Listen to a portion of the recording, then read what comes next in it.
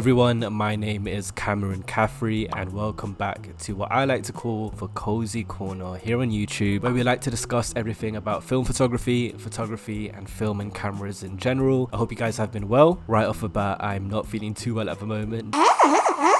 Definitely a little bit sick, but I want to shoot this video. I got my water here, so I'm just going to firm it and push through. Also, I have a Canon 81 sticker on my Yeti. Shout out Sydney, thanks for that gift. I've been doing film photography for about 2 to 3 years now, and it's by far one of my most favorite hobbies that I've picked up. So I thought for this video, why not create an easy guide for beginners who are just getting into 35mm film photography, as those videos were incredibly helpful for me when I was just getting started. I'm not wanting to waste your time, so let's just get right into it. Now, usually the first step before anything else is choosing your first film camera. When it comes to 35mm film photography, there are usually 3 types of main cameras: an SLR, a rangefinder, and a point and shoot. Let's break them down and discuss the differences. SLR stands for single lens reflex. This means that your shot will be the exact scene as what you see through the viewfinder. SLR cameras also allow you to change lenses. A perfect example for this would be my Canon A1, which I currently have a 50mm 1.8 lens equipped. However, I do also have a 35 to 70mm lens and a massive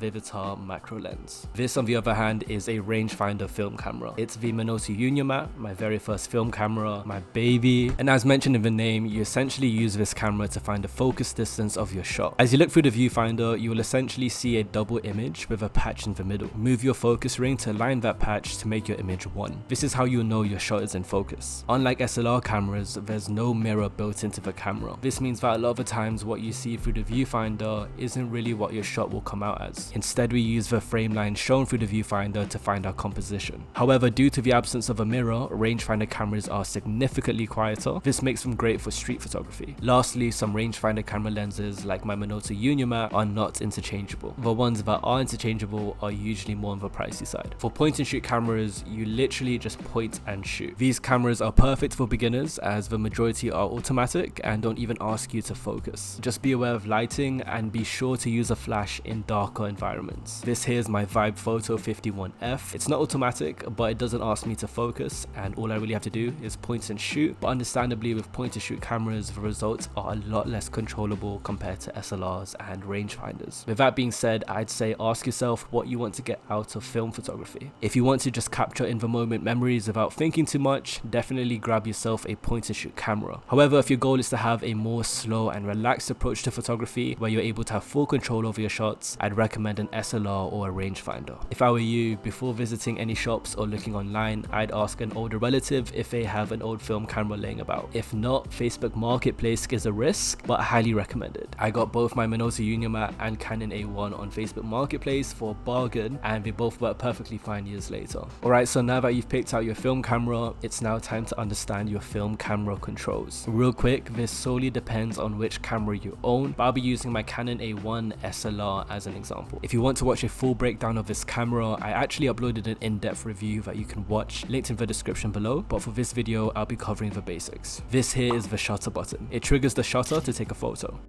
The advanced lever. This pulls the film after taking a photo to allow a new empty frame to be exposed. With manual cameras, you can't take another photo unless you pull this lever. Film counter. This shows how many photos you shot so that you know how many remain on the roll. And this here is the rewind knob. It allows you to wind your film back into the canister after shooting an entire roll. It also opens the back of your camera. Shutter speed and ISO dial. It tells the meter what film is loaded and allows you to select which shutter speed you want to shoot at. And lastly, a hot shoe. This is the section of a camera for you to attach a flash. As mentioned, these are just the basics, so I'd recommend searching your specific camera model to get a detailed guide. Okay, so you selected your camera, you know how your camera works. Now let's discuss film stocks, or what film roll to shoot. The film stock you select really depends on what kind of look you're going for. I personally gravitate towards warmer tones, so I usually shoot Kodak Gold or Kodak Color Plus. If I want cooler tones, I'll shoot Fujifilm, and for a more neutral look, Kodak Ultramax. I feel like right now is a good time in the video to mention that film photography can get quite expensive. More affordable options include Kodak Gold, Color Plus, Ultramax, Fujifilm and AGFA. On the higher end, film stocks like Portra and Cinestill are more expensive. For black and white photos, I usually shoot Ilford HP5 Plus or Kodak Tri-X. You'll also want to pay attention to film speed. The higher the number, the more sensitive the film is to light. That number is printed on the box and it's the same ISO you'll set on your camera. But honestly, for me, experimenting with different film stocks is one of the most fun parts of film photography. Just make sure that you're buying 35mm film and not 120 or any medium format film. It says on the box, but you can usually tell the difference just by looking at the size. Now let's go ahead and load our film into our camera. This is known to be one of the most daunting processes of film photography, which is completely understandable. As we learned earlier, pull the rewind knob up to pop open the back of your camera. Place your film canister upside down in the left hand side. You'll find a little divider that fits into the bottom of your rewind knob once you push it back down. Once secured, slowly extract your film across the camera. Remember, film is light sensitive. This means that any film you pull out will be unusable, so refrain yourself from pulling out an excessive amount. My Minolta Unimat has a little slot where you're able to attach your film. Most film cameras have this, including my Canon A1. Insert your film into the slot and pull the advance lever. As you're pulling the lever, make sure that the sprocket holes are aligned with the sprockets. Once fully retracted, you can then close the back of your camera. Once that's sealed, I usually fire 1 to 2 shots until my film counter shows the number 1, which tells me that I'm ready to shoot my first frame. You'll be able to tell your film is being loaded correctly if you see the rewind knob move as you pull the advance lever. Your first photo is usually half burnt, but all the shots after that will be full frame. Again, to be safe, I'd highly suggest searching the loading process of your specific film camera, just because each camera has like its own little quirks. Some point and shoot cameras, for example, automatically load your film for you. Just please make sure to not open the back of your camera up again until you finish your entire roll. Cool, you successfully loaded your film into your film camera. Now let's discuss shooting and getting the proper exposure. I'm only now realizing when shooting this video how hard it is to generalize 35mm film photography for beginners. It can get very detailed if you were to just dive into it. Cameras such as my Canon A1 and some point and shoots allow you to shoot in fully automatic mode, which I highly suggest for beginners. However, if you're wanting to shoot in partially or fully manual mode, definitely research how ISO, shutter speed and aperture work first. Once you've double checked that your ISO dial matches your film speed, you're ready to shoot. Now when it comes to retaining details, film handles highlights better compared to shooting digitally. With film, you want to expose for the shadows or slightly overexpose to ensure no details are lost. Most cameras like my Canon A1 have a built-in light meter, and personally, just for me, based on my experience, they've been quite reliable. However, these built-in light meters often require a battery that's hard to attain, so I often use my external Sekonic light meter to be extra sure. This light meter did cost over $100, but since you're just a beginner starting out, I'd highly recommend just using an app, as there's many reliable apps available online. Now you'll know if you finish your roll of film or if you're done shooting if you're no longer able to advance your film. Once you've reached that point, you just want to press this button at the bottom of your film camera here, and that will disengage your camera's film advance mechanism. Pull up your rewind knob and start winding the camera clockwise, or how I like to think about it is